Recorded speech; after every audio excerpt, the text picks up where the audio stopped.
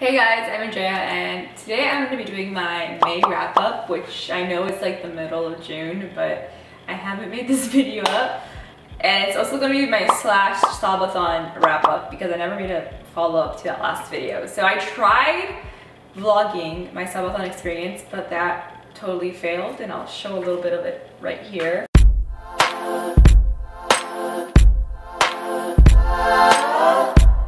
It is day 3 of sobathon and I'm lost in Orange County, but at least I have a Starbucks.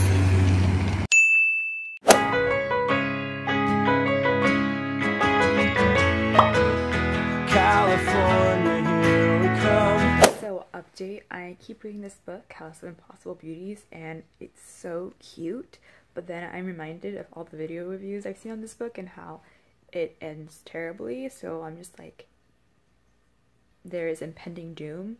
So I'm like happy, but at the same time I'm like, oh no, because I like it so much and I know it's just gonna go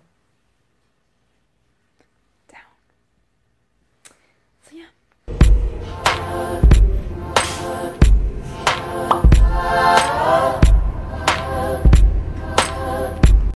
But yeah, so I read about 8 books in the month of May, and I first want to talk about one book that I forgot to talk about last month that I hated so much. It's probably the worst book I read this entire year, maybe this entire decade, maybe my entire life. And it is called Perfect Chemistry, and it has really high ratings on Goodreads, which is why I'm going to talk about it.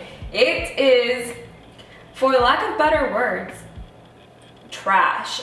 It is about this white high school girl called Brittany Ellis, who is white and perfect and rich, and her life is everything anybody could have ever wanted, but she holds a dark secret, and she falls in love with the bad boy with a heart of gold, a Mexican-American boy. And it's written by this white author, which again, it wouldn't be a problem, I think, if the author knew how to handle issues with sensitivity and would have done proper research, but this author did not, which is why I think Own Voices books are so important. A lot of the themes in this book it's supposed to kind of parallel West Side Story / Grease, but in my opinion it was handled very poorly. It's stereotyped and generalized very popular Latino, you know, things that people think of in the mainstream America, and I think it's very dangerous, especially in today's society, when people start to believe these things that are being written as kind of fact. And I will read some quotes for y'all to show you how trash this book is. She might be a mamacita, but she ain't got nothing on this hombre, I point to myself. Her short black skirt shows off her incredible legs, and her shirt is tight, accentuating her small but perky shishis. And there's more where that came from. I just think it's very boring and cliched, and it feels like as if the writer got a book of Mexican slang and just threw it onto the pages. I felt like it had no proper research on it, to be honest. There's more quotes like, "You loco, Alex?" Paco says, "Making a bed like that is suicide." And it's just too much. And this author has an obsession with boobs. She keeps talking about boobs throughout the book, which, like, bruh. Anyways, I think this book sucks and I don't think anybody should read it, but if you did read it and you did enjoy it, I'd be super interested to know what you liked about this book. I find no redeemable qualities in it myself, but if there's something that you think is worth noting, then please let me know. Next set of books I want to talk about are my sobathon books. I had a lot of fun doing my first readathon, but it went a little off schedule. I had Citadel Brass on my TBR for this subathon, and I completely forgot that it was due at the library, so I ended up having to turn it in, and I didn't get to finish it because somebody else had reserved it. So I had to replace it with The Poet X by Elizabeth Acevedo, and I absolutely loved this book. I think the prompt that this was filling was things that make you cry, tears of joy. And although Xiomara has kind of a hard life, living in New York City with very ultra religious and ultra strict parents. I loved learning from her perspective. I loved seeing myself in her, and I loved the format this book was written. So I really enjoyed what it contributed to the Latinx community, although the story is a little bit angsty for my taste. The mom is kind of very angry. She has a lot of internalized pain because she was forced to marry a man she thought wasn't worthy. Their mother was set to become a nun, and her parents didn't agree with that, so they married her off to this man that was known as a womanizer. So their marriage isn't exactly a happy one. So this book kind of follows Xiomara throughout the school year, and it's a coming of age book about Xiomara finding her own voice and her own uniqueness, if that makes sense. She falls in love, she meets a new community, she goes through a lot of clubs, but at the end of the day, she really finds out who she is, and she's able to stand up to her mother and make a voice of her own. The next book I read was actually a reread, and that's Ghosts of Tsunami, Life and Death in Japan's Disaster Zone, and this is about the earthquake and tsunami that destroyed so many lives and ruined so much in Japan. This was a reread for me, and I used it to fill up 2 prompts, but this book is so heartbreaking. I know I always say it. I've brought it up a few times on this channel, but when you're writing about children, I think there needs to be a very careful line that the author should be writing along. I don't think that line should be crossed, because you don't want to exploit, you don't want to present your writing as something, you know, tacky or fake. And I think this author, he is such a great writer. He deals with it in such a sympathetic and empathetic way, and I really appreciate it. On the reread, it makes even more of an impact in a way, because after the first time I read it, I actually went ahead and Googled more information about it, and I saw some videos of the tsunami. So it's kind of, when you put those 2 things together, it's very impactful as a reader. The next book I read was House of Impossible Beauties, which is a historical fiction based on the founding members of the House of Extravaganza, the first all-Latino drag house in New York City during the ball scene in the 80s. And this is all against the backdrop of the AIDS epidemic, and that kind of influences the things that happen in this book a lot. I knew this book was angsty. I knew it was a ticking bomb, because I've seen so many reviews from so many channels that I really love and adore watching, and they've all talked about how angsty and sad and how much they just were destroyed by this book. But I still read it because I like that type of books for some reason, and yeah. I even tweeted about it. I found myself getting attached to these characters, and the author does a really good way of interweaving all their stories, and they get more and more closer to one another's orbit as the book progresses. And you're rooting for characters that you know aren't gonna have the happiest ending, and it's so, you know, it's just a bummer to see how it ends at certain parts, to be honest. And these are the characters that are also featured in the 90s documentary Paris is Burning, and it just made me really sad. But I really appreciated everything that was in the book, because honestly I didn't know enough. Like, I did know about some of it, the history and the AIDS epidemic and how it was handled in the 80s by the government and by people worldwide, but having a historical fiction like that really humanizes things, because for me, I wasn't even born during this time, so I don't have a direct knowledge of it. So it was really cool to see this in a book. Yeah, it really reminds me, there's this new TV show on FX called Pose, and it reminds me of this book a lot, but a little bit happier, although I'm scared it's gonna have a terrible ending as well, but I'm hoping it doesn't.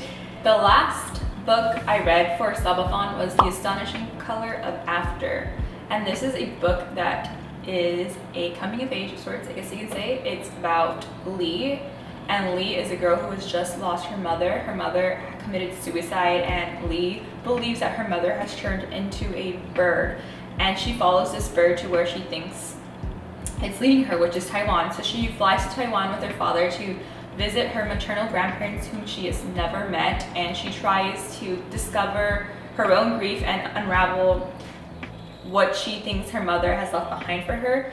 So she meets lots of other characters. She meets an entire side of herself that she's kind of been neglected of, partially on her own part and partially on her parents' fault.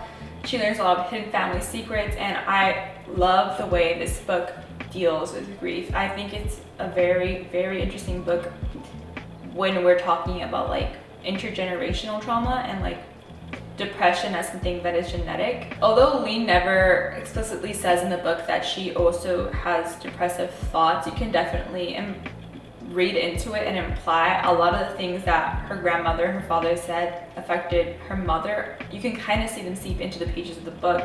There are even characters that Lee thinks are real that aren't actually real. So it's a really great book on how grief manifests itself in different ways, and sadness isn't put in a box, and it can be seen in a lot of different forms.